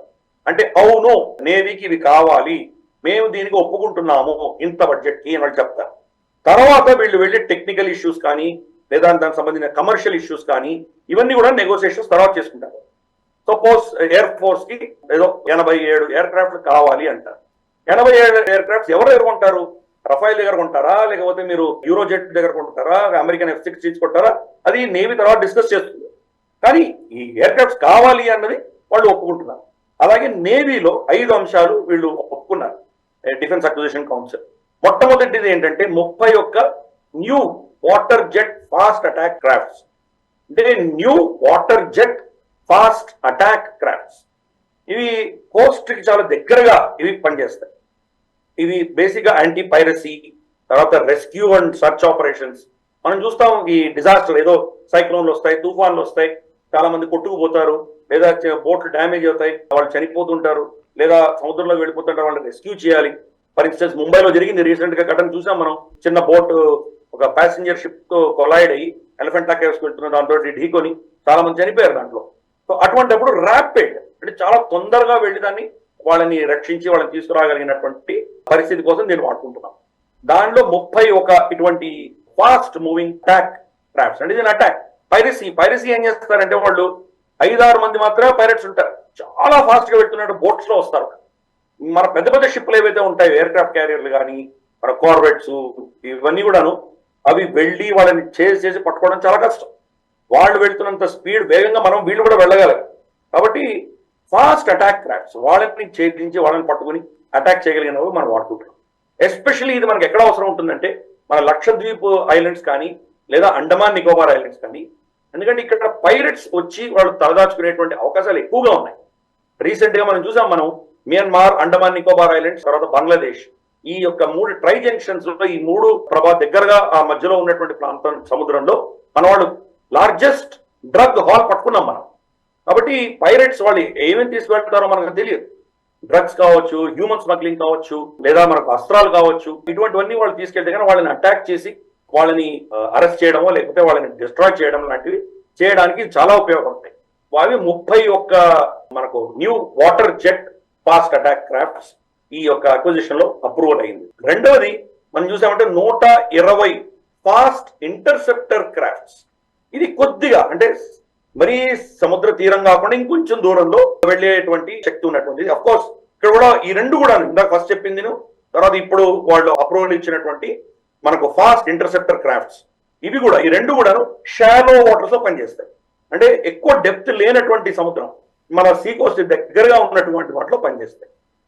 ఇవి కూడా ఏంటంటే ఫర్ ఇన్స్టెన్స్ దీని కెపాసిటీ ఎక్కువ, దీని సైజ్ ఎక్కువ, దీని వెయిట్ ఎక్కువ, దీని కెపాసిటీ ఇంజిన్ కెపాసిటీ ఎక్కువ. ఏవి ఈ ఫాస్ట్ ఇంటర్సెప్టర్ క్రాఫ్ట్స్. ఇవి అఫ్ కోర్స్ మనకు ఇందాక చెప్పినటువంటి new water jet fast attack crafts లో అలాగనే ఇవి కూడా యాంటీ పైరసీ చేయడము, రెస్క్యూ అండ్ రికవరీ చేయడము, ఇవి కూడా చేస్తాయి. కానీ ఇంకా దీని కెపాసిటీ ఏంటంటే పెద్ద పెద్ద షిప్పులు ఎక్కడో సముద్రంలో ఏదో వాళ్ళ ఇంజిన్ ఫెయిల్ అయ్యో ఏదో ఇతరత్ర టెక్నికల్ ఛాలెంజెస్ తోటి ఆగిపోయింది అనుకుందాం, దాన్ని టోయింగ్ తీసుకొచ్చి సముద్ర కోస్ట్ మన బీచ్ ఫ్రంట్ డాక్ యార్డ్స్ తీసుకురాగలిగిన కెపాసిటీ దీనికి ఉంటుంది. Including aircraft carriers. Aircraft carrier అంతా చాలా బరువైంది, అది 45,000 టన్స్ మన ఎయిర్ క్రాఫ్ట్ క్యారియర్స్. వాటిని కూడా టో చేసి తీసుకొస్తాం. మనం చూసాం కదా టోయింగ్ మెషిన్స్ ఉంటాయి మన దగ్గర. కార్ ఏదైనా యాక్సిడెంట్ అయ్యి మధ్యలో ఏదైనా పోయి పని చేయకుండా ఉందంటే కనుక దాన్ని మనం తాడు కట్టి ఇంకోటి ఏదో పెట్టి మనం దాన్ని బాగుతాం మనం. సో అటువంటిది అనుకుందాం పోయి. సో ఇది అటువంటి పనులన్నీ కూడా చేయగలరు ఇంటర్సెప్టర్ క్రాఫ్ట్ ప్లస్ దాని టోయింగ్ కెపాసిటీ కూడా ఉన్నటువంటి ఈ యొక్క 120 ఇటువంటివి డిఫెన్స్ అక్విజిషన్ కౌన్సిల్ ఆమోద ముద్ర వేసింది. అలాగే ఎలక్ట్రానిక్ వార్ సూట్ అని వీటికి కూడా ఆమోద ముద్ర వేశారు, అప్రూవల్ ఇచ్చారు. ఇవి కూడా ఏంటంటే మనకు airborne self protection jammer pods అంటారు. అంటే ఆకాశంలో వెళ్తున్నప్పుడు ఆకాశంలో వెళ్ళేటువంటి మనం ఏవైతే డ్రోన్స్ కావచ్చు లేదా ఎయిర్ క్రాఫ్ట్స్ కావచ్చు వాటి యొక్క రక్షణ కోసం జామర్ పాడ్స్ అంటే ఏ శత్రువు యొక్క సిగ్నల్స్ ని జామ్ చేయగలిగినటువంటి పాడ్స్ ఏవైతే ఉంటాయో అది ప్రొక్యూర్ చేయొచ్చు అని ప్రభుత్వం ఇచ్చింది. అలాగే next generation radar warning receiver అంటే వాళ్ళు రెడార్ మనల్ని చూస్తూ ఉంటుంది, ఎయిర్ క్రాఫ్ట్ వెళ్తోందా మన డ్రోన్ వెళ్తోందా వాళ్ళ రెడార్ గమనిస్తూ ఉంటుంది. ఆ రెడార్ సిగ్నల్ తగలంగానే కింద మన గ్రౌండ్ కంట్రోల్ కి వాళ్ళకి సిగ్నల్ ఇచ్చేయగలరు. ఏమని రెడార్ దాన్ని డిటెక్ట్ చేసింది నేనేం చేయాలి అని ఇన్ఫర్మేషన్.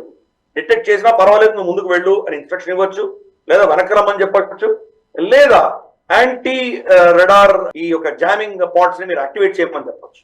కాబట్టి ఇవన్నీ చేయడానికి next generation radar warning receiver అది కూడా ప్రభుత్వం శాంక్షన్ చేసింది. అలాగే SU-30 MKIకి సంబంధించి ఇవన్నీ కూడాను దీంట్లో పెట్టబోతున్నారు మోస్ట్లీ. సో అందుకని ఇవన్నీ కూడా మన కెపాసిటీ ఇంక్రీజ్ చేసుకోవడానికి వేరే దేశం నుంచి ఇంపోర్ట్ చేసుకున్నటువంటి ఎలక్ట్రానిక్ ఎక్విప్మెంట్ బదులు మన దేశంలో తయారు చేసుకోవాలి అన్నటువంటి ఒక ఆలోచనతోటి వీటికి అప్రూవల్ ఇచ్చారు. లేకపోతే మనకి ఏమవుతుంది, మనం ఇన్ఫాక్ట్ మనం చూసాం డ్రోన్స్ ఆర్డర్ చేసిన చాలా డ్రోన్స్ లో చైనీస్ కాంపొనెంట్స్ ఉండినాయి.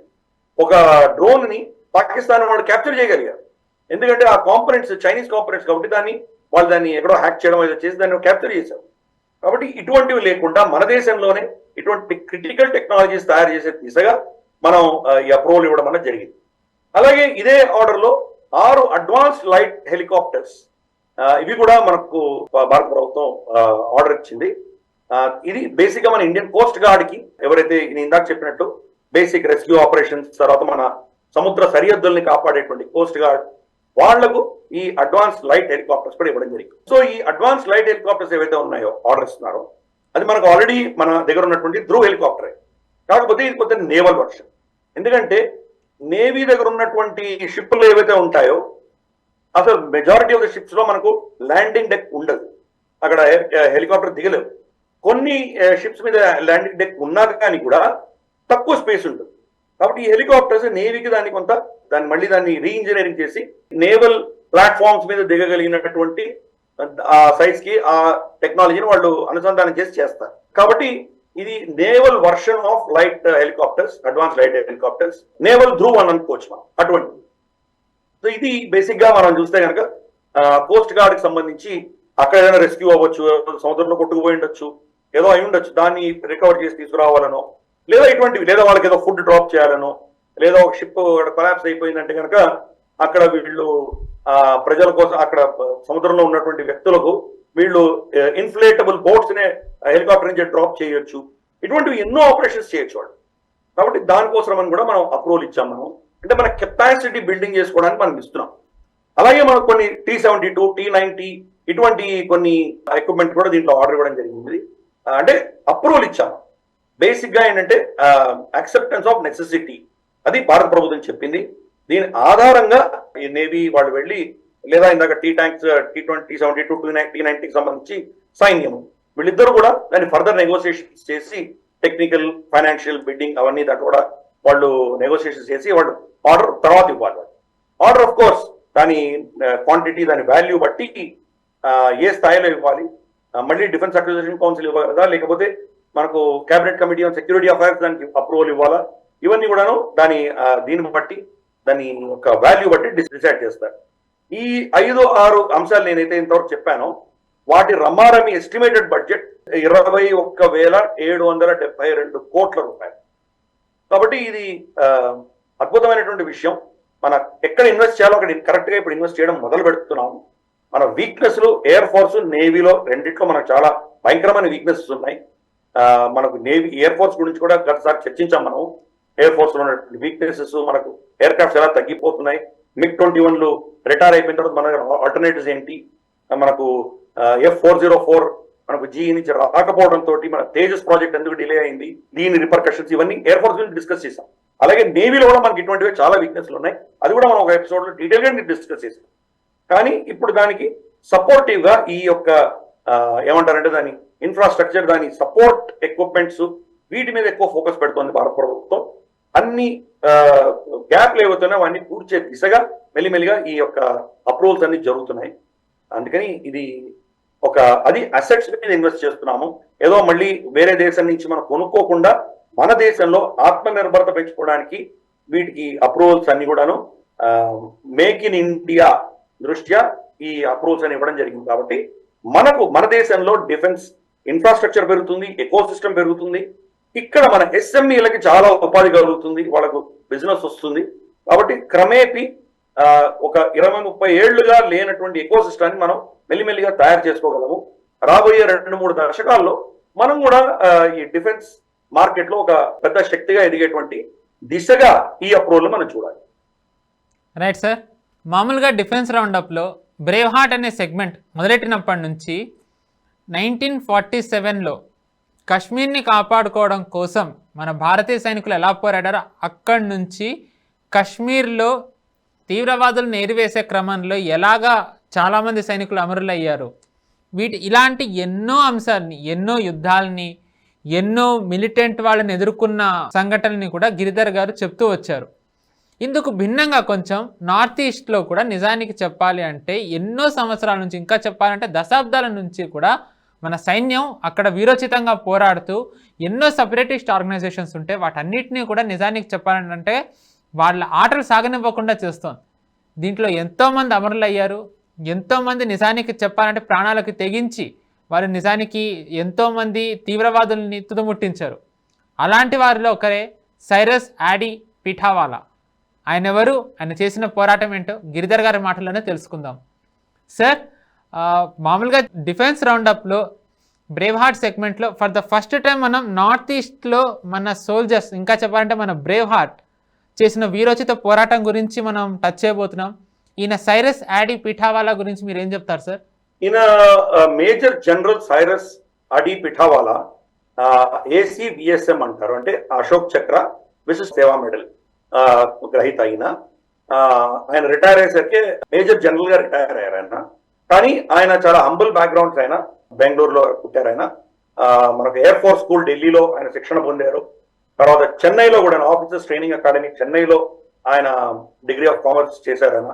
కానీ ఈయన సెకండ్ లెఫ్టినెంట్ గా జమ్మూ కాశ్మీర్ రైఫల్స్ లో ఈయనని నియుక్తి చేశారు. ఆయన నియుక్తి అయిన 2 సంవత్సరాల్లో ఈ నార్త్ ఈస్ట్ లో మనకి ఎస్పెషల్లీ మణిపూర్ లో ఇన్సర్జెంట్స్ ని హ్యాండిల్ చేయడానికి ఈయనని డిప్లాయ్ చేశారు.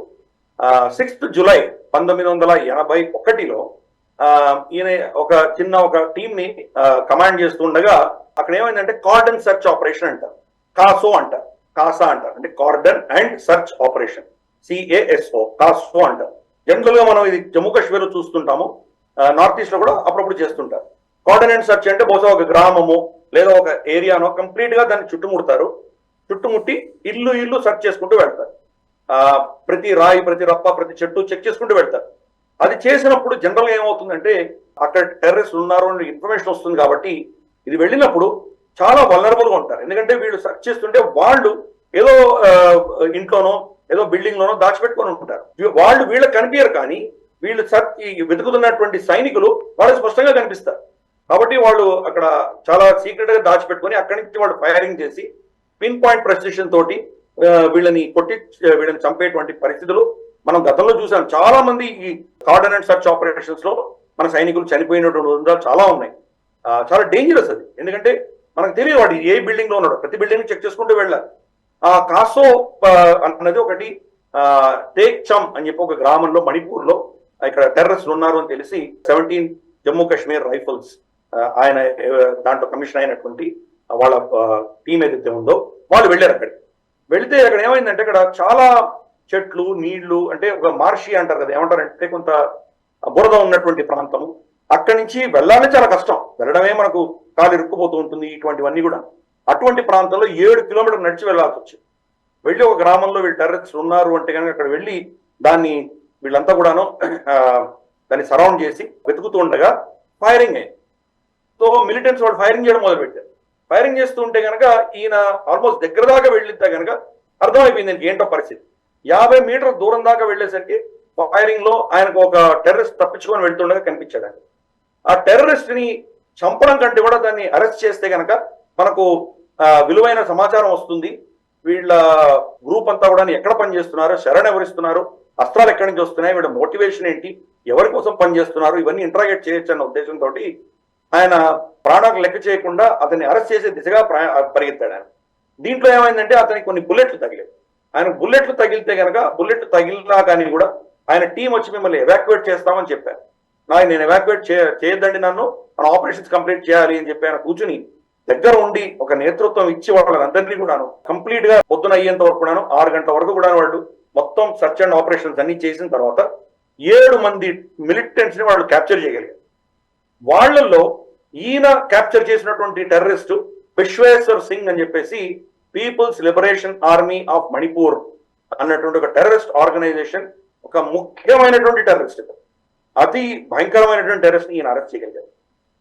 అంటే అటువంటి పరిస్థితులలో తన సొంతానికి తన రక్షణ, తన ప్రాణాన్ని విలువ చేయకుండా అతని యాక్షన్ చేయడమే కాదు, అతని టీం అందరినీ కూడా మోటివేట్ చేసి మొత్తం రాత్రంతా కూడా వాళ్ళందరూ కలిసి వీళ్ళని తుదిముట్టించారు. అంటే వాళ్ళందరినీ పట్టుకొని అరెస్ట్ చేసి అక్కడ ఉన్నటువంటి ప్రజలందరికీ కూడాను ఒక విధమైనటువంటి శాంతి ఊరట కల్పించి సురక్షితంగా వాళ్ళని కాపాడినందుకు ఈయనకు మనకు piece time gallantry awards, highest award, యుద్ధం లేని కాలంలో మిలిటరీలో ఇచ్చేటువంటి హైయెస్ట్ అవార్డ్ అశోక్ చక్ర, అది ఈయనకి ఇచ్చారు.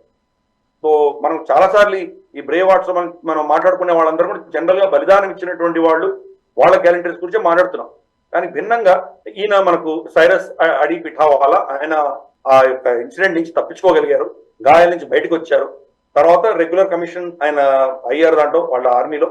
తర్వాత మెల్లిమెల్లిగా ఆయన మేజర్ జనరల్ గా ఎదిగారు ఆయన. కాబట్టి ఇటువంటి పురోగతి చెంది ఫైనల్ గా 35 ఏళ్ల సుదీర్ఘమైనటువంటి ఆయన కెరియర్ తర్వాత ఆయన రిటైర్ అయ్యారు. ఇన్ఫాక్ట్ ఈ ఘటన జరిగిన తర్వాత ఆయనకు ఉన్నటువంటి లీడర్షిప్ క్వాలిటీస్ దృష్ట్యా ఆయనని కంబోడియాలో మిలిటరీ అబ్జర్వర్ గా పంపించారు. అలాగే United Nations transitional authority in Cambodia దాంట్లో ఆయన డిప్లాయ్ చేశారు. అలాగే deputy commander of infantry brigade UN కి సంబంధించినటువంటి డెమోక్రాటిక్ రిపబ్లిక్ ఆఫ్ కాంగో ఆఫ్రికాలో ఉన్నటువంటి దేశంలో ఈయన డిప్లాయ్ చేశారు. అలా ఎన్నో వివిధ పదవులు ఆయన బాధ్యతలు నిర్వహించి ఫైనల్ గా రిటైర్ అయ్యారు.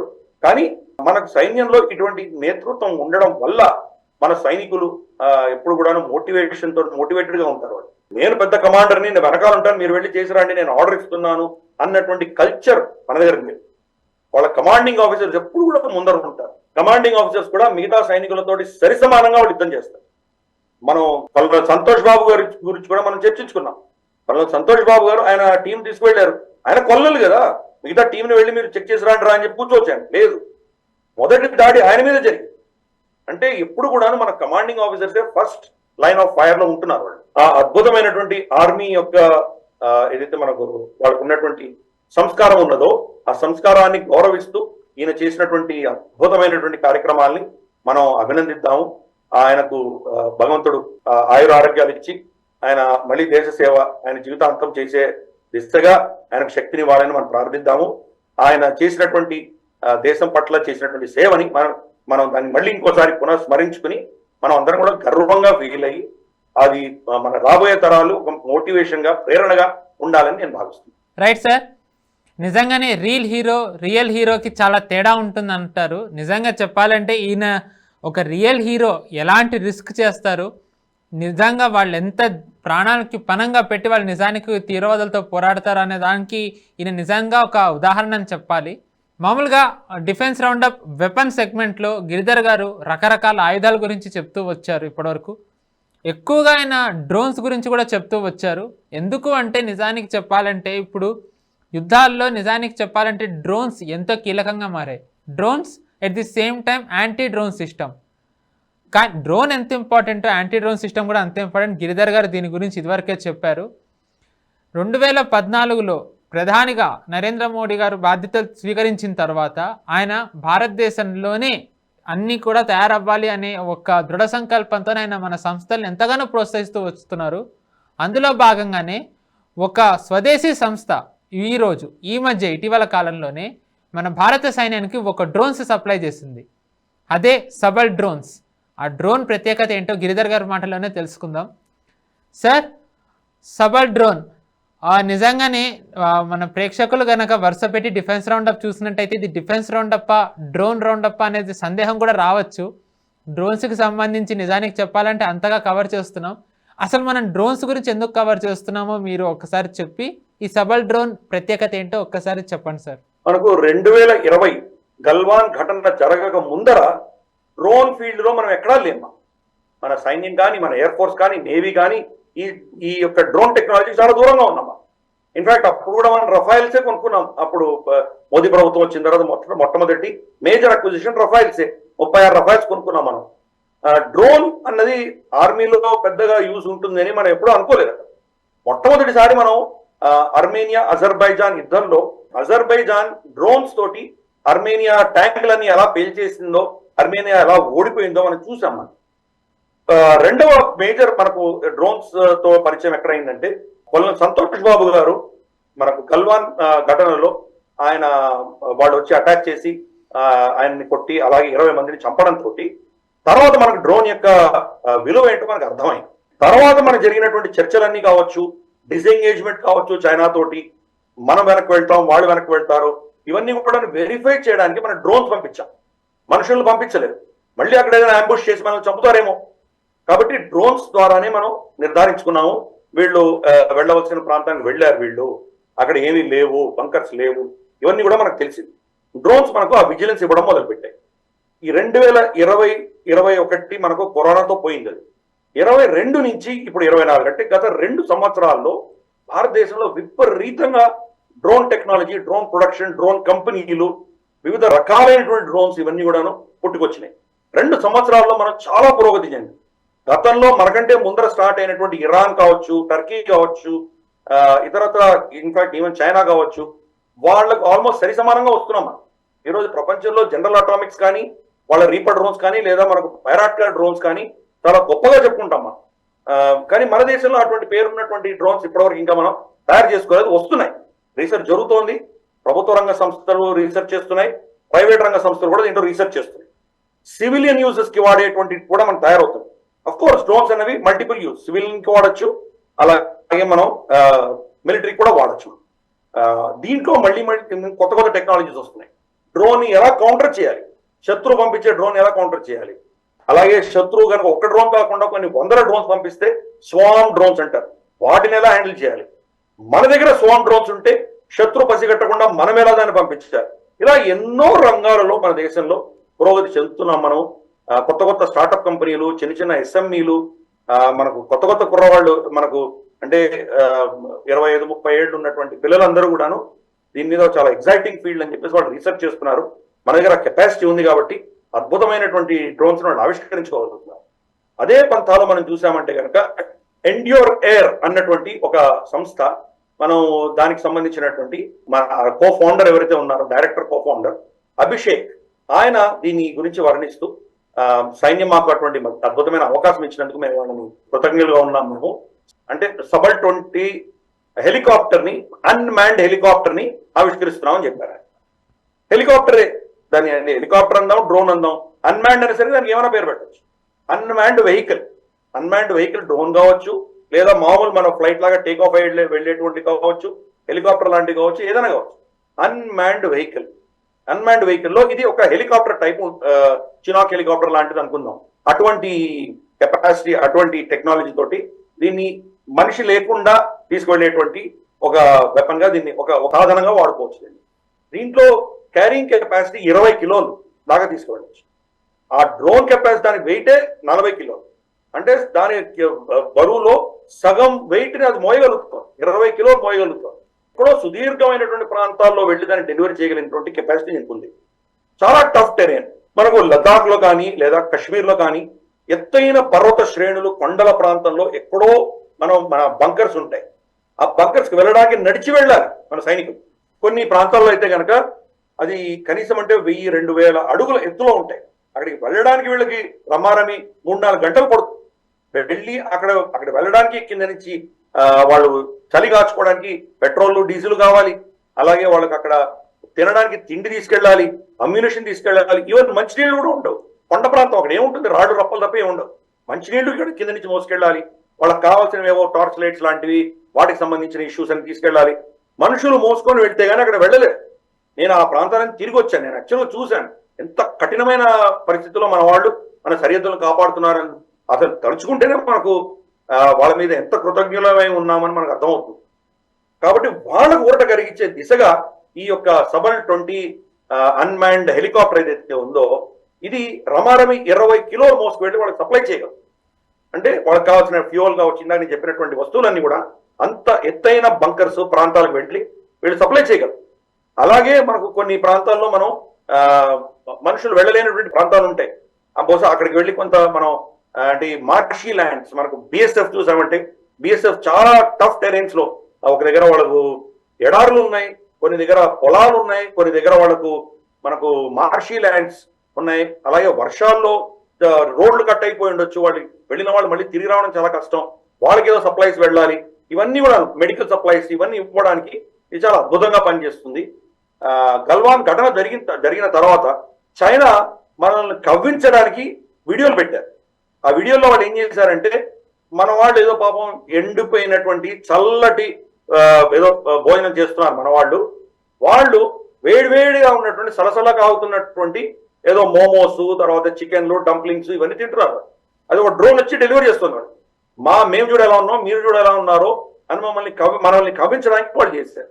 కాబట్టి ఇటువంటివి మనకు సబల్ 20 లాంటివి నిజంగా అటువంటి అద్భుతమైనటువంటి మన సైనికులకి చాలా టఫ్ టెరెన్ లో ఉన్న వాళ్ళకి సప్లై చేయగలిగినటువంటి కెపాసిటీ మనకి ఈరోజు వచ్చింది. అది ప్రైవేట్ రంగ సంస్థలో, అది స్టార్టప్ కంపెనీ, స్మాల్ కంపెనీ నుంచి వచ్చింది అది. అందుకని మనం అందరం గర్వించదగ్గటువంటి విషయం ఇది. ఈ ఎకో సిస్టమ్ డెవలప్ అవుతున్నందుకు మనం అందరం కూడా చాలా సంతోషించాలి. అభిషేక్ గారికి, తర్వాత వాళ్ళ టీమ్ కి, తర్వాత మనకు ఈ యొక్క ఎండ్యూర్ ఎయిర్ కి, వీళ్ళందరికీ కూడా మనం అభినందనలు తెలుపుతాము. దీని పేరు సబల్ 20, రేపు సబల్ 30 రాబోతుంది, సబల్ 40 రాబోతుంది, రీసెర్చ్ జరుగుతోంది. ఇంకా పెద్ద పెద్ద పేలోడ్ తీసుకువెళ్ళగలిగినటువంటి కెపాసిటీ పెంచుతున్నారు దాన్ని. బహుశా అది సబల్ 100 దాకా వచ్చిందంటే కనుక బహుశా మనిషిని కూడా తీసుకువెళ్ళచ్చు. అక్కడ ఏదో దెబ్బలు తగులుతాయి, ఏదో అనారోగ్యంగా ఉన్న వ్యక్తిని హెలికాప్టర్ డ్రోన్ అతన్ని తీసుకొచ్చి సురక్షితంగా బేస్ కి సప్లై చేసేటువంటి కెపాసిటీ కూడా దీనిలో పెరుగుతుంది అని అభిషేక్ గారు కూడా చెప్పారు. కాబట్టి ఇటువంటి ఎకో సిస్టమ్ డెవలప్ అవుతున్నందుకు మనందరం కూడా చాలా గర్వించదగ్గటువంటి విషయం. వాళ్ళందరినీ కూడా అభినందిస్తున్నాం. Right sir. మామూలుగా డిఫెన్స్ రౌండప్లో ఒక సంస్థ గురించి గిరిధర్ గారు ఎప్పుడు చెప్తూ వస్తున్నారు.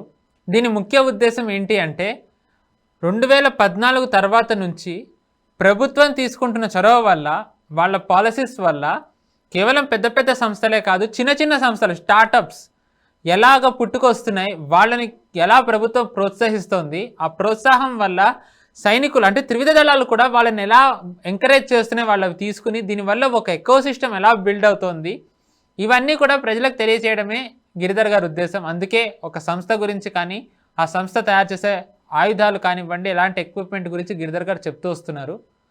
అలాంటి ఒక సంస్థే ఆల్ఫా డిజైన్ టెక్నాలజీస్.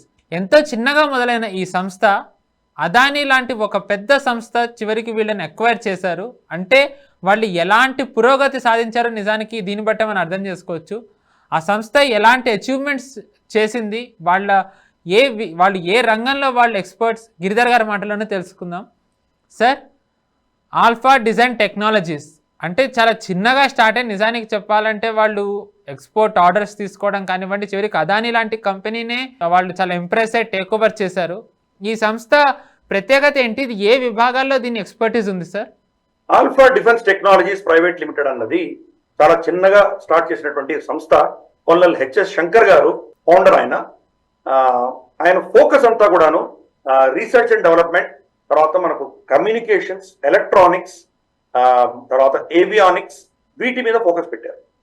వీటి మీద ఫోకస్ పెట్టి అంటే సైన్యంలో కానీ, సైన్యానికి సంబంధించినటువంటి వివిధ రంగాలలో పనిచేసినటువంటి వ్యక్తులు ఎక్కడి నుంచి ఏమేమి మనం ఇంపోర్ట్ చేసుకుంటున్నామో దాని ఇంపోర్ట్ సబ్స్టిట్యూషన్ ఎలా చేయగలము, దాన్ని మనమే ఎలా తయారు చేసుకోగలము అన్న దిశగా చాలా మంది స్టార్ట్ చేశారు. మనం డిఫెన్స్ రౌండప్ లో ఇటువంటి వారి గురించి గతంలో చర్చించుకున్నాము. దాంట్లో ఈవెన్ మన అకాడమీ కూడా ఎలా పనిచేసింది, ఐఐటీలు ఎలా పనిచేసినాయి, అలాగే మన రీసెర్చ్ ఇన్స్టిట్యూట్స్ ఎలా పనిచేసినాయి, మనకు పాత సైనికాధికారులు దాన్ని ఎలా చేశారు, ఎలా దాన్ని ఈ యొక్క ఇన్వెస్ట్మెంట్స్ చేసి వాళ్ళు కొన్ని అంశాలకి మనకు భారతదేశంలో తయారయ్యే దిశగా, ఆత్మనిర్భరత పెంచే దిశగా ఎలా వీళ్ళు పాత్ర పోషించారు, ఇవన్నీ కూడా మనం గతంలో చర్చించాం. అదే పంతాలో కొల్నల్ హెచ్ఎస్ శంకర్ గారు కూడా ఈ యొక్క alpha defence technologies private limited అన్నది బెంగళూరు బేస్డ్ ఆయన తయారు చేశారు. ఫోకస్ అంతా కూడాను ఎలక్ట్రానిక్ అండ్ కమ్యూనికేషన్స్, వీటి మీద ఫోకస్ పెట్టారు ఆయన. బోత్ డిఫెన్స్ తర్వాత స్పేస్ టెక్నాలజీ, వీళ్ళిద్దరికీ కూడాను ఈ కంపెనీ సప్లై చేస్తున్నది. దీని యొక్క అద్భుతమైనటువంటి ఫోకస్, వీళ్ళకు ఉన్నటువంటి కెపాసిటీ, సీరియస్నెస్ ఇవన్నీ చూసి అదానీ గారు దీన్ని 2019లో దాన్ని అక్వైర్ చేశారు. దాన్ని of course Adani take over చేసిన తర్వాత ఎల్బిట్ అన్నటువంటి ఒక పెద్ద మల్టీనేషనల్ కంపెనీ తోటి కూడా జేవి పెట్టుకున్నారు వీళ్ళు. ఎల్బిట్ వాళ్ళకి చాలా కాంట్రాక్ట్స్ ఇచ్చాయి. సో బేసిక్ గా వీళ్ళ యొక్క ప్రోడక్ట్ రేంజ్ మనం చూసామంటే flare unmanned systems, unmanned drones మనం ఎలా ఉన్నాం అటువంటివే, ప్లస్ వీళ్ళు స్వామ్ డ్రోన్స్ కూడా తయారు చేయగలరు. స్వామ్ డ్రోన్స్ ఇన్ఫాక్ట్ వాళ్ళ వెబ్సైట్ లో మనం యాక్చువల్గా స్వామ్ డ్రోన్స్ ఒక వీడియో కూడా ఉంది. స్వామ్ డ్రోన్స్ అంటే కానీ ఇందాక చెప్పినట్టు కొన్ని వందల డ్రోన్స్ ఒకటేసారి వెళ్ళి అక్కడ మ్యూనిషన్ ని ఏదైనా మనం డంప్ చేసి రమ్మంటే చేసి రాగలవు. దాన్ని సివిలియన్ పర్పసెస్ తో చూస్తే కనుక అద్భుత విన్యాసాలు చేయొచ్చు. అవన్నీ కలిసి ఏదో ప్యాటర్న్ లాగా, ఏదో అక్కడ పైన ఆకాశంలో ఒక విధమైనటువంటి మనకి ఏదో లేజర్ యాక్షన్ లాగా వాళ్ళు చేయొచ్చు. కానీ మిలిటరీ రంగానికి వచ్చేసరికి అవి చాలా చేయొచ్చు. మీరు ఎన్నని షూట్ చేయగలరు, ఎన్నని మీరు కంట్రోల్ చేయగలరు. 100 ఒకటేసారి మీ మీద వచ్చి పడ్డాయంటే దేన్ని షూట్ చేసుకుంటూ కూర్చుంటారు మీరు.